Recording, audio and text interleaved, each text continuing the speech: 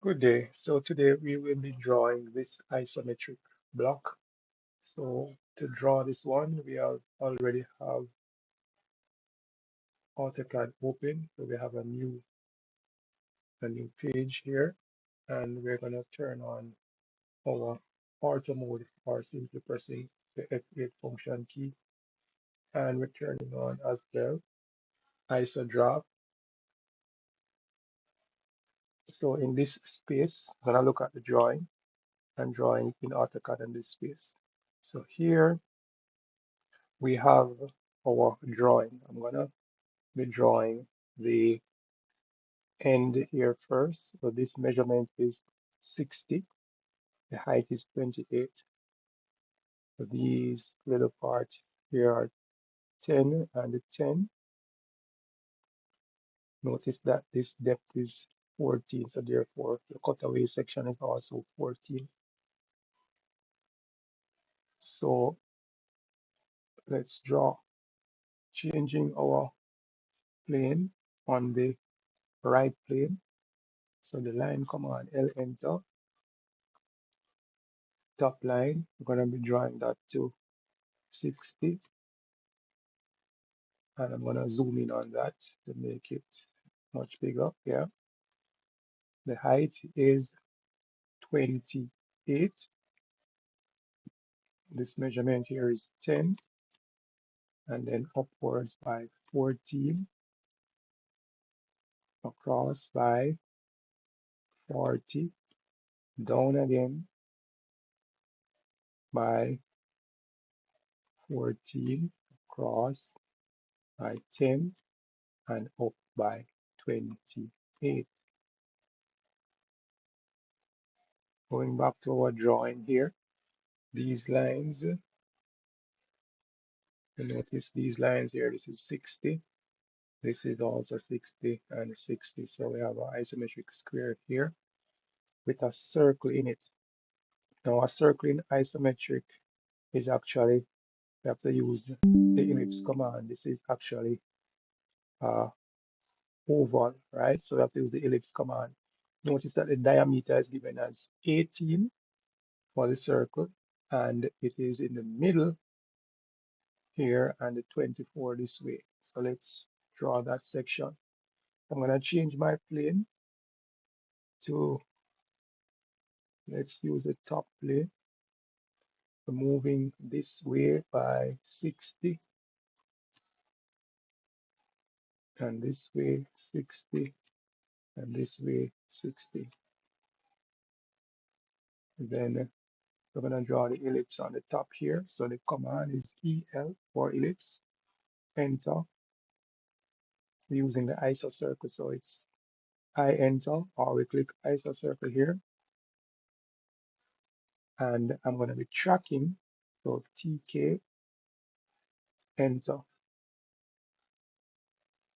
So from the midpoint here, we click, move this direction 24. Notice my new point here. In the tracking, by pressing enter a second time, we were given the diameter 18, so D for diameter, D enter, and 18 enter. That's our ellipse, which represents our isometric circle on the top plane. I'm going to be drawing this short line here. No measurement is given, so we are not able to tell the length here. So what we're going to do is just to draw the line, cut across this one, and trim off the excess portion. So from here, L enter, line command, from the end point to pull across, click escape, trim, to get it parallel with the other lines going that direction. Now let's look at the height. The height here is from the base to the center is 60. And of course, coming across here was already 60. So it's another 60, 60, 60. So let me change the plane, right plane, line command, moving up 60, across 60, down 60. Escape. We have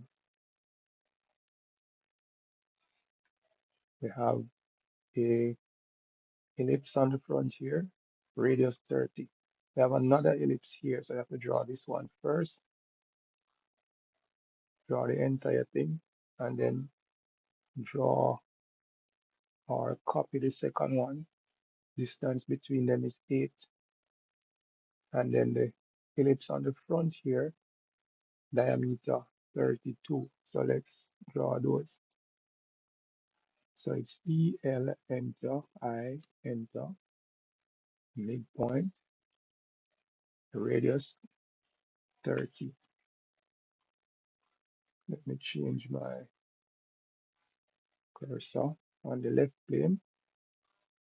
CO, enter for copy. Click on the circle, select enter, holding it from the midpoint here, and I need to move forward this way. Type 8, enter. That's the second circle. I'm going to change back the cursor again on the right plane and draw the small ellipse. So it's EL, enter, I, enter. Find the center for the front ellipse, which is this one. Diameter, D, enter. The diameter was what, 32? 32. Now we're going to trim away the lines that we don't need so that we are not confused. We don't need this one. Don't need this. Don't need. We don't need this. This. This. This. Or this. All right. So there it is. Escape. Next line we're going to be focusing on. We can draw or we can copy this line over on the other side here. The distance, overall distance is 68, and we have 8 here on the front and 8 on the back. So we take away 16 from the 68. We are left with 52. So let's copy that line, change my cursor on the left plane, CO for copy. I want to copy this line, click on it,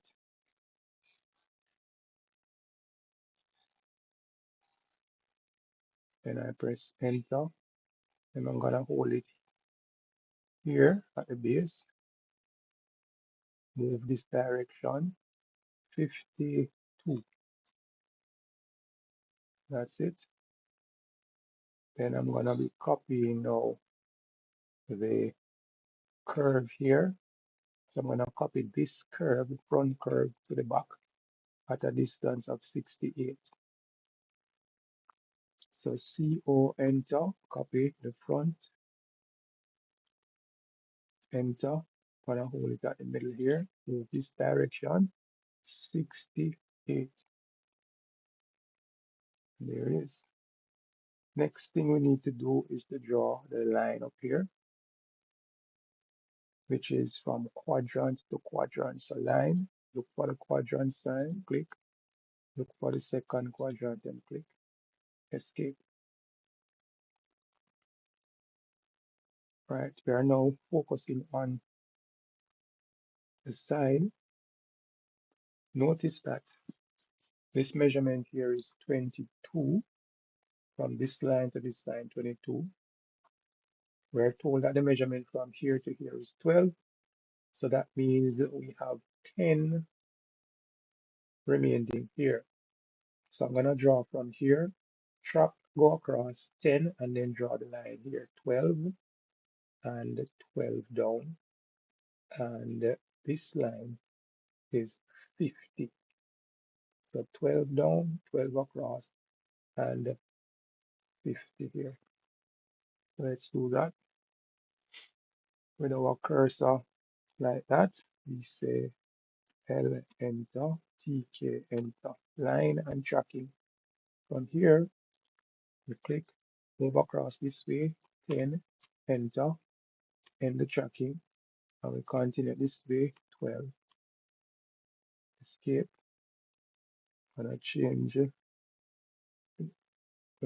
let's draw the line down first.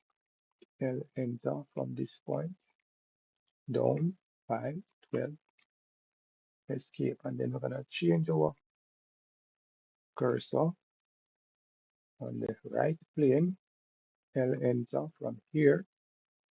This direction is 50.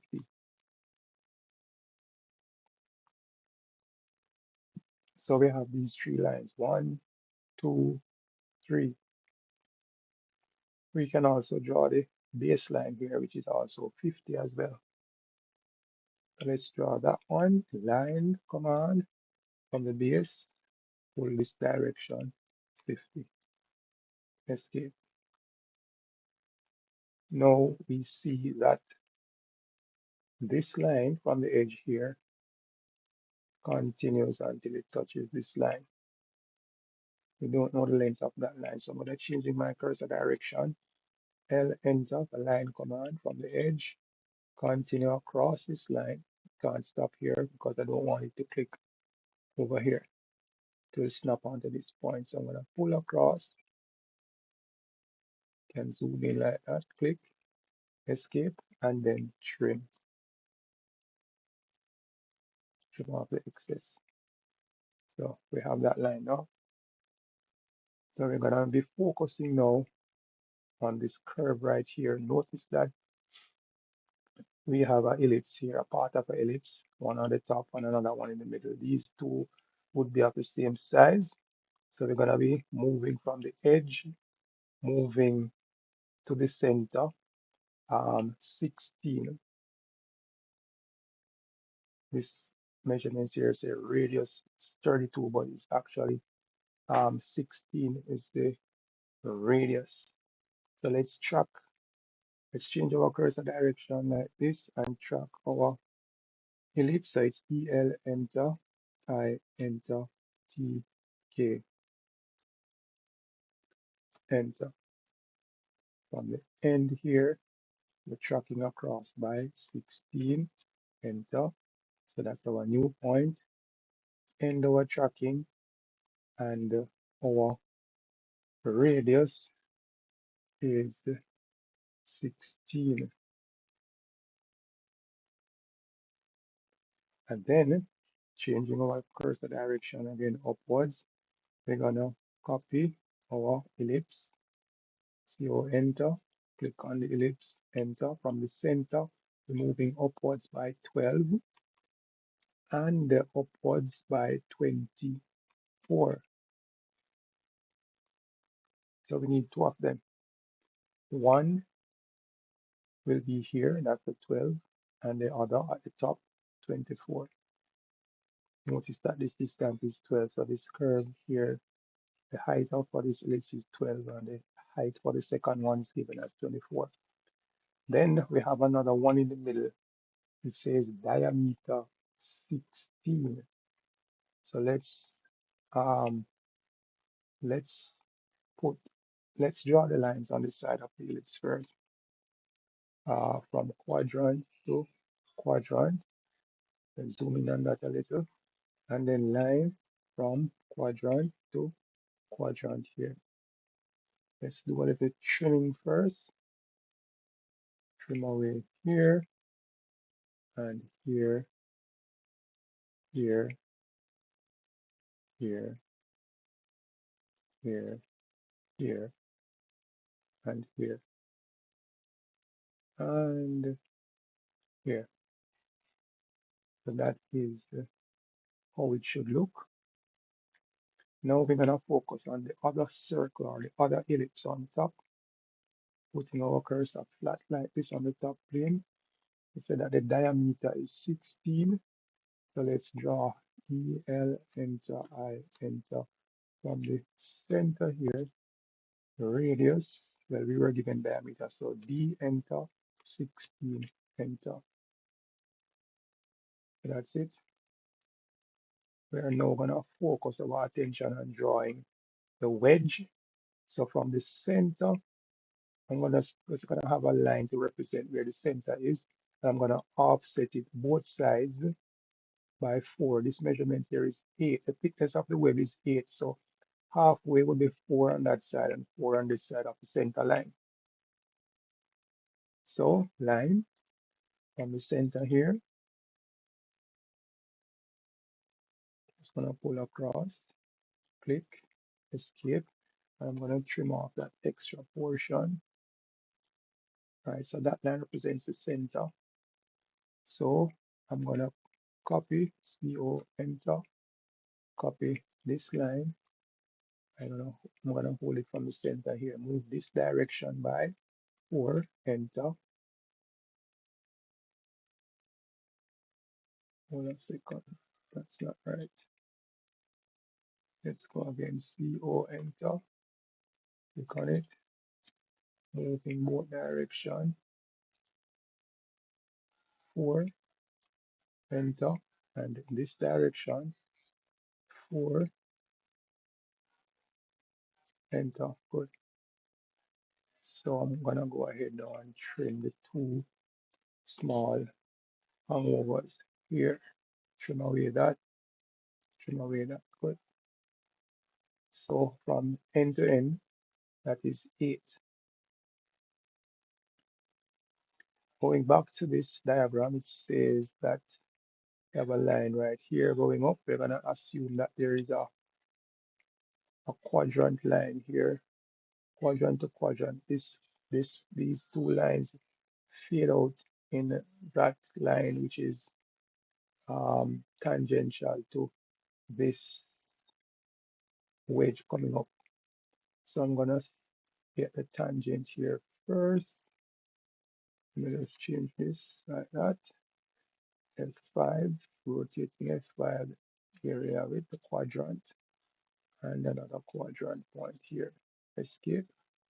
So the line I'm going to be drawing is from the base here, and enter, and then upwards across this line. Click and trim. Let me just trim off this. Yes. So this represents the end line. So what I'm going to be doing now,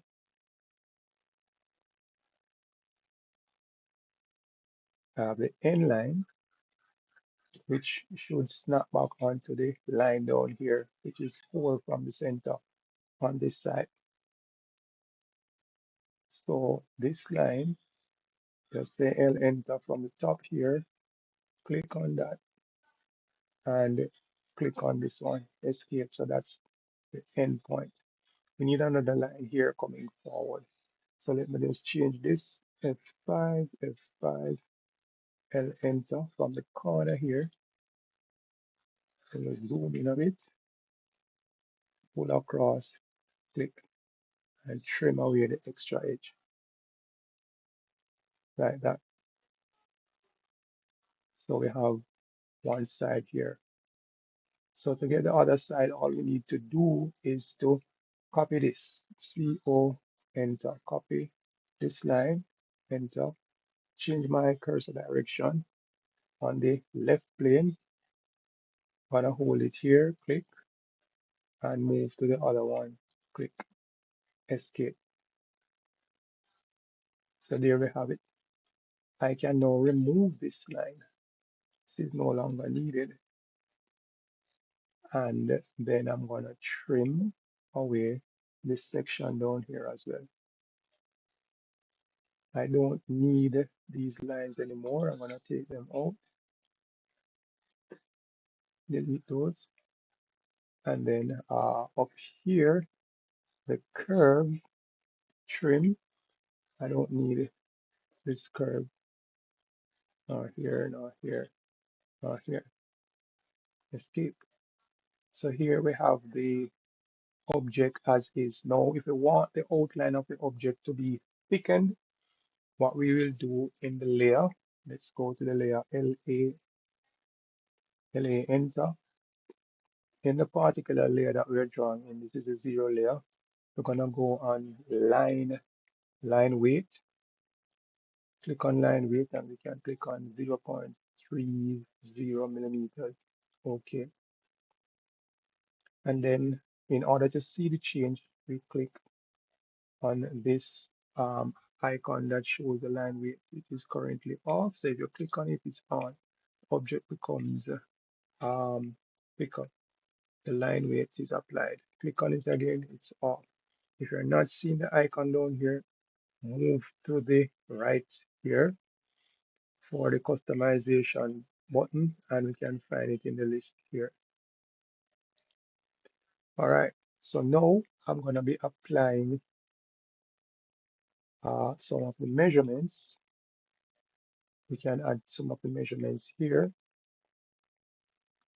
So let me use another layer, create another layer for that. Let's select new layer and type DIM for dimension. I'm going to change that color of the dimension to, let's say, yellow. Okay, the line weight going back to default for this one.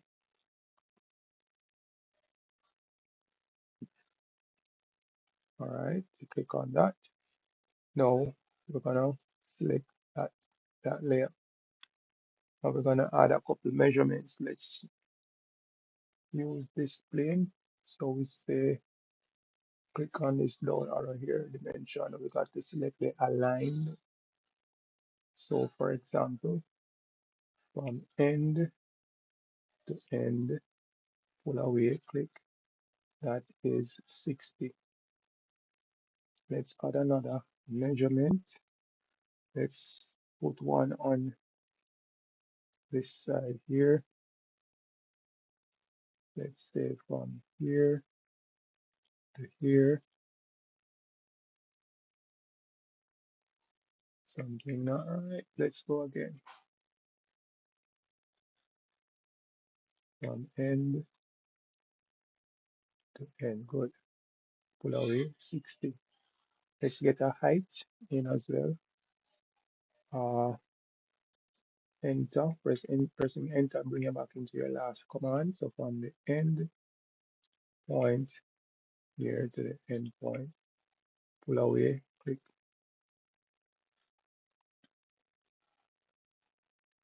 Let's put another measurement somewhere around here.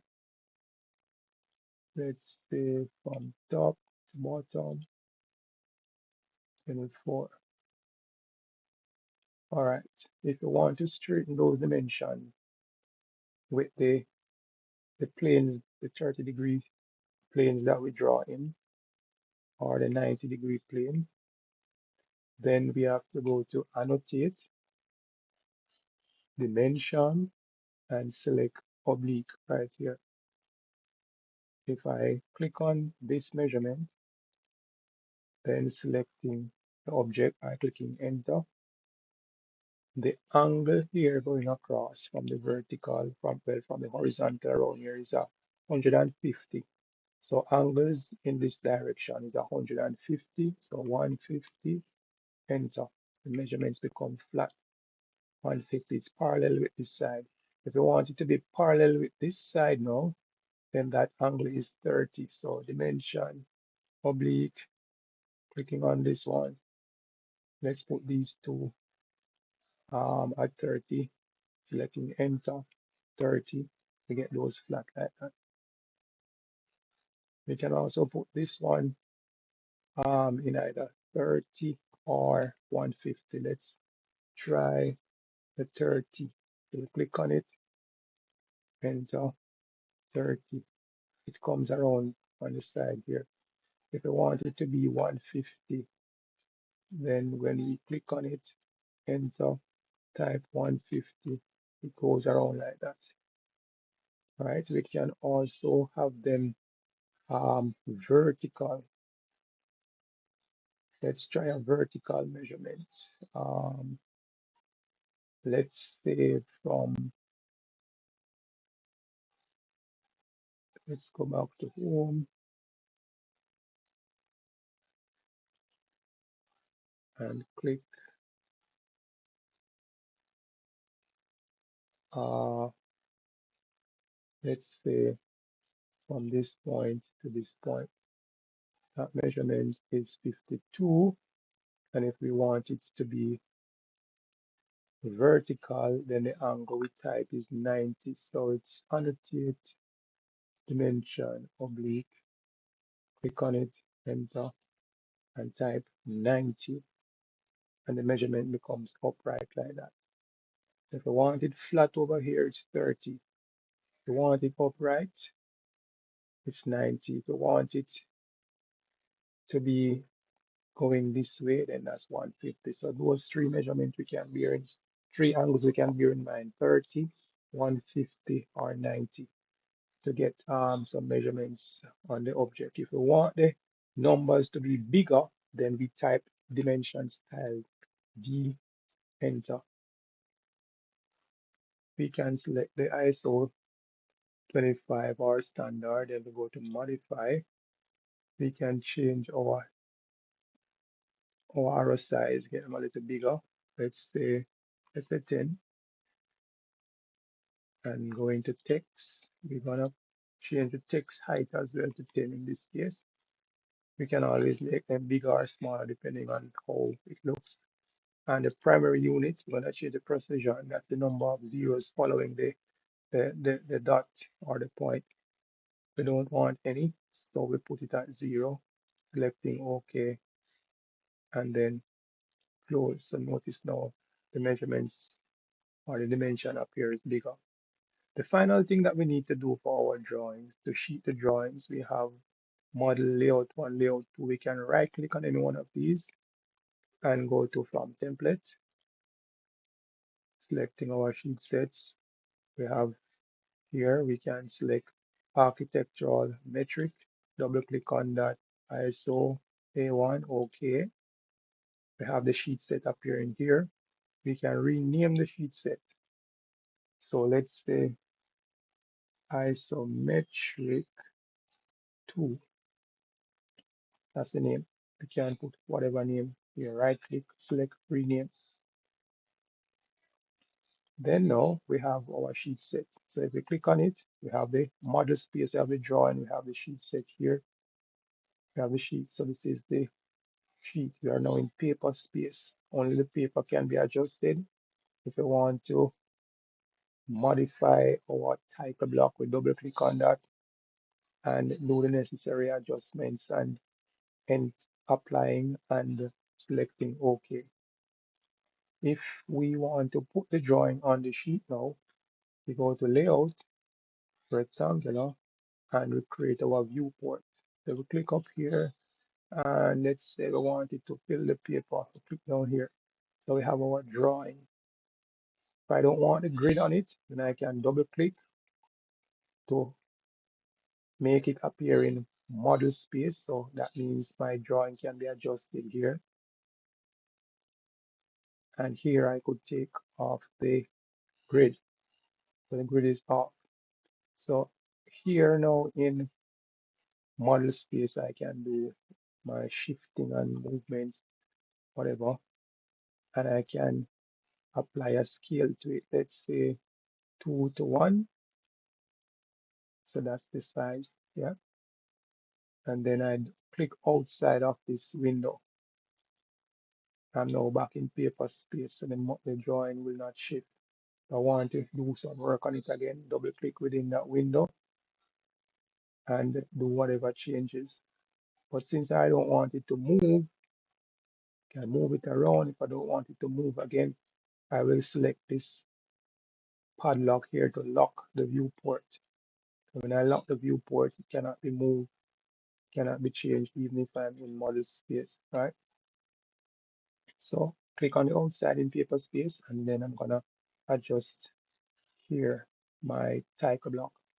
So I could start here, the project name, whatever name the project has, you could put it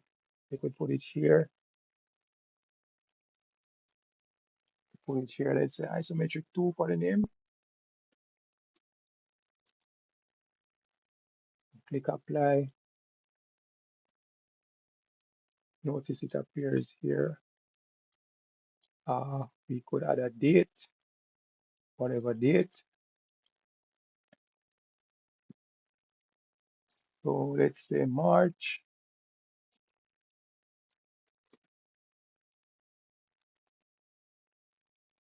19,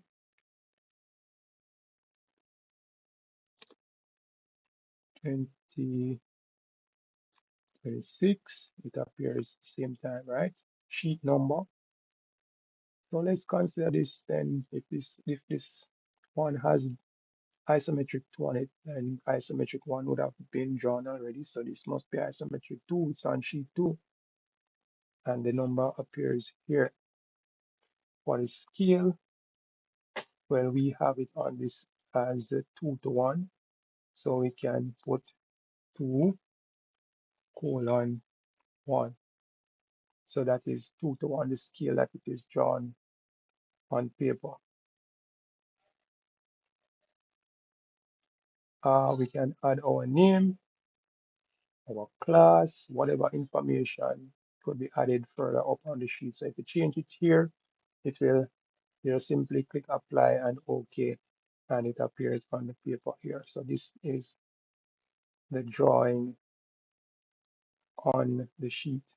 Now, final thing, to change, or not change, but to make this into a PDF document, we will click the print icon up here, which says plot. It's the same for drawing, plotting, or we hold down the control button and press P, and we're going to be changing here, drawing to PDF.pc3 as the main one. Some cases we might have to select monochrome over here, but for other cases could remain.